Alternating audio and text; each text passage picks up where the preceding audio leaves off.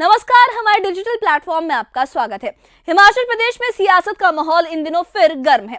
सुक्खू सरकार के 3 साल पूरे होने के साथ ही सत्ता और विपक्ष दोनों अपनी अपनी बात जनता के सामने रखने में जुट गए हैं।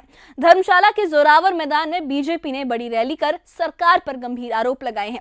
महंगाई, बेरोजगारी, प्रशासनिक व्यवस्था और विकास की गति को लेकर बीजेपी का कहना है कि पिछले 3 सालों में प्रदेश ने उम्मीदों के मुताबिक प्रगति नहीं देखी है। दूसरी ओर कांग्रेस मंडी से अपनी उपलब्धियों और आगे के 2 सालों के विजन को सामने लाने की तैयारी में है। सरकार का दावा है कि कई इलाकों में, कई क्षेत्रों में सुधार हुए हैं और आने वाले वक्त में विकास की गति और तेज करने की योजनाएं भी तैयार हैं। इन 2 अलग अलग राजनीतिक स्वर में एक बात साफ है, हिमाचल की राजनीति अब एक नए दौर में एंटर करने वाली है, एक नए दौर में प्रवेश करने जा रही है, जहां सरकार अपने काम की रिपोर्ट पेश कर रही है और विपक्ष उसी रिपोर्ट को अपने सवालों का आधार बना रहा है।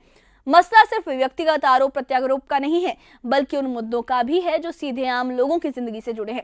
महंगाई, रोजगार, प्रशासनिक सुविधा और विकास की दिशा का मुद्दा। लेकिन इस पूरे मसले में बीजेपी ने लगातार कांग्रेस पर, सुक्खू सरकार पर आरोप लगाए हैं, उनके खिलाफ प्रदर्शन किया है। तो क्या है पूरा मुद्दा, किसने क्या बयान दिया है, देखिए इस खास रिपोर्ट में।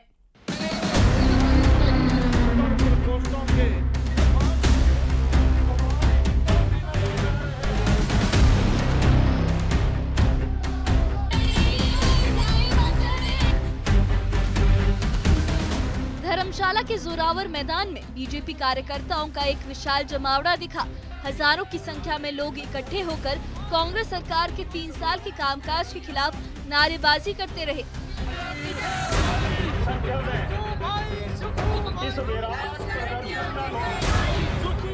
बीजेपी नेताओं का कहना है कि इन 3 सालों में प्रदेश अव्यवस्था, भ्रष्टाचार और माफिया राज की गिरफ्त में चला गया है।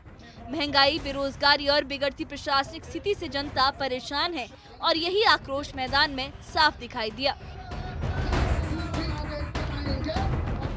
प्रदर्शन के दौरान बीजेपी नेताओं ने कहा कि सरकार जनता की शिकायतें सुनने के बजाय लोकतांत्रिक विरोध पर रोक लगाने में लगी है। बड़ी संख्या में महिला कार्यकर्ता भी प्रदर्शन में शामिल रही और सरकार की नीतियों के खिलाफ नारे लगाए। आपने देखा है कि किस प्रकार से व्यवस्था परिवर्तन के नाम पर जो सरकार आई थी, उसने किस प्रकार का व्यवस्था पतन इस प्रदेश में किया है। हर व्यक्ति हताश है, निराश है। हर ओर विकास का नाम पर जो आई थी, विकास का विरोध इस सरकार ने किया है। ये महिला विरोधी सरकार है, ये युवा विरोधी सरकार है, ये कर्मचारी विरोधी सरकार है। झूठी गारंटियों के बल पर ये जो सरकार यहाँ पर आई थी हिमाचल में, भोले भाले हिमाचलियों को इन्होंने ठगा है। सबके साथ केवल धोखा ही धोखा किया है। देखिए, ये तो आंखों में धूल झोंकने वाला है काम सरकार का। एक तरफ सरकार ने 10 गारंटियां दी थी, उनमें से कोई पूरी नहीं की। आज किस 3 साल का वो जो अपना जश्न मना रहे हैं कि हमने 3 साल सरकार चलाई है, वो किस चीज का जश्न है? लोगों को बेरोजगार कर दिया, मित्रों की सरकारें बना ली और बहनें 1500 के एवज में बैठी हैं, जिनको ठग कर इन्होंने वोट लिए थे। आज वो बहनों को कहाँ मिले हैं 1500? आप देख रहे हैं कि ये जो सुख की सरकार है, ये सुख की सरकार नहीं बल्कि दुख की सरकार है, क्योंकि इन्होंने जो 10 गारंटियां हिमाचल में दी थी, वो गारंटियां पूरी नहीं हुई। इन्होंने जो भी वादे किए थे वो सब के सब धरे रह गए। आज देख रहे हैं आप बहनों के आक्रोश, जो हमारे बीच में बहनें 1500 रुपए के लिए कह रही हैं कि इस सरकार ने हमें वादे किए और हमने लाइनों में पूरा दिन लगने के बाद भी वो 1500 रुपए हम बहनों को नहीं मिले हैं। प्रदेश बीजेपी अध्यक्ष डॉक्टर राजीव बिंदल ने मंच से सरकार पर कड़ा वार किया। उन्होंने कहा कि 3 सालों में व्यवस्था का पतन हो चुका है और बीजेपी कार्यकर्ताओं को रोककर लोकतंत्र की हत्या की जा रही है। बिंदल का आरोप है कि कांगड़ा सहित पूरे प्रदेश के साथ अन्याय हुआ है और सरकार जनता के हितों की अनदेखी कर रही है। इस तरह से हिमाचल प्रदेश के बेरोजगार युवकों को ठगा जा रहा है। 5 लाख बेरोजगारों को नौकरी देने का वादा किया था। आज पशु मित्र लगाने की बात हो रही है, आज रोगी मित्र लगाने की बात हो रही है।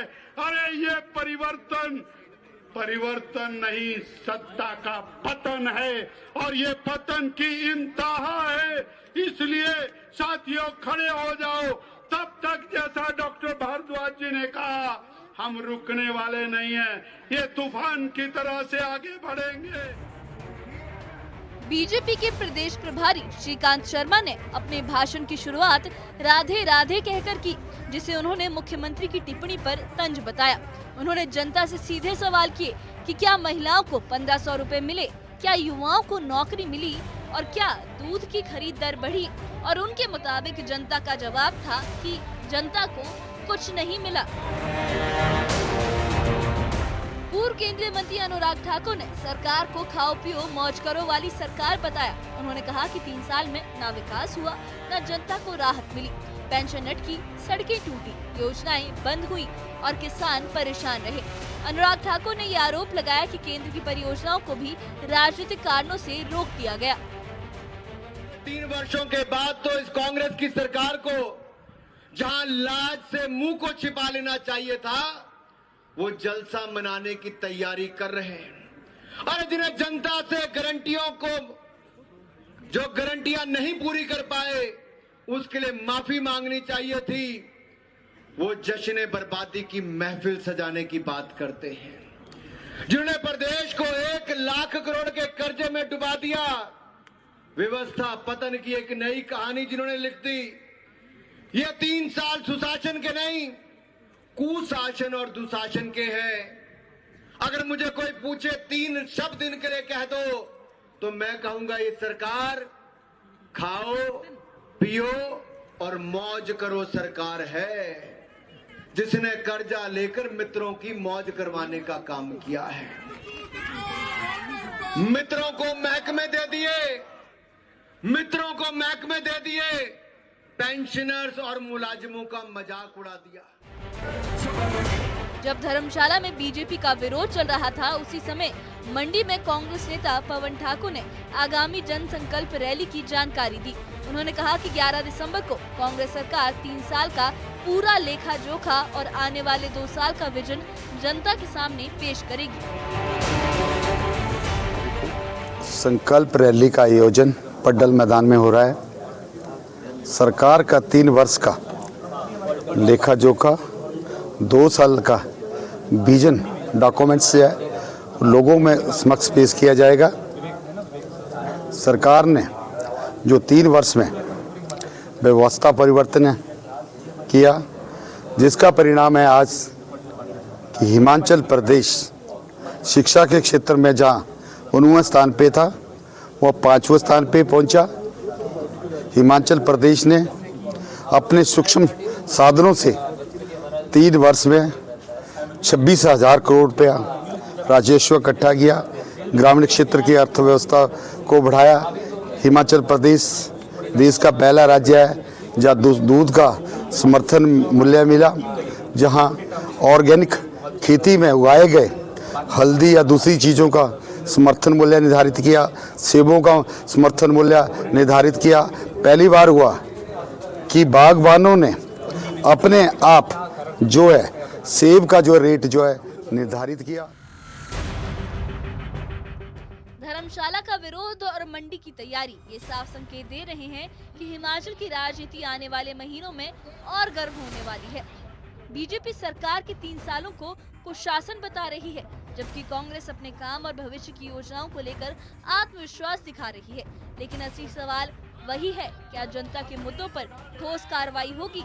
महंगाई, रोजगार और व्यवस्था, इन सवालों का जवाब कौन देगा? Bureau report, news 18। तो धर्मशाला और मंडी से उठी ये 2 राजनीतिक तस्वीरें साफ तौर पर दिखाती हैं कि हिमाचल में आने वाले महीनों में राजनीतिक गतिविधियां और तेज होंगी। एक तरफ बीजेपी सरकार के, कांग्रेस सरकार के 3 साल के इस कार्यकाल को सवालों के घेरे में रख रही है, वहीं कांग्रेस अपने काम और आने वाले 2 सालों के रोड मैप को लेकर आत्मविश्वास का संदेश दे रही है, आत्मविश्वास दिखा रही है। लेकिन असल बहस अब भी वही है, क्या सरकार उन मुद्दों पर ठोस कदम उठाएगी जिनकी चर्चा हर मंच पर होती है? महंगाई कम होगी, युवाओं के लिए अवसर बढ़ेंगे, प्रशासनिक ढांचा कितना मजबूत होगा, और सबसे अहम, क्या राजनीतिक खींचतान से हटकर जनता के मुद्दों को कभी केंद्र में रखा जाएगा? हिमाचल की जनता फिलहाल सरकार के रिपोर्ट कार्ड को देखने और विपक्ष के आरोपों का मूल्यांकन करने के हालात में है। अगले कुछ महीनों में ये साफ होगा कि इन टकराते राजनीतिक दावों में कौन सा पक्ष उन्हें ज्यादा भरोसेमंद लगता है। इस पर जनता क्या सोचती है, इस बारे में आपकी क्या राय है, हमें कमेंट बॉक्स में अपनी राय जरूर बताइए। और इससे जुड़े अपडेट्स के लिए और ऐसी ही खबरों के लिए हमारे चैनल के साथ बने रहिए, हमारे चैनल को सब्सक्राइब करिए। शुक्रिया।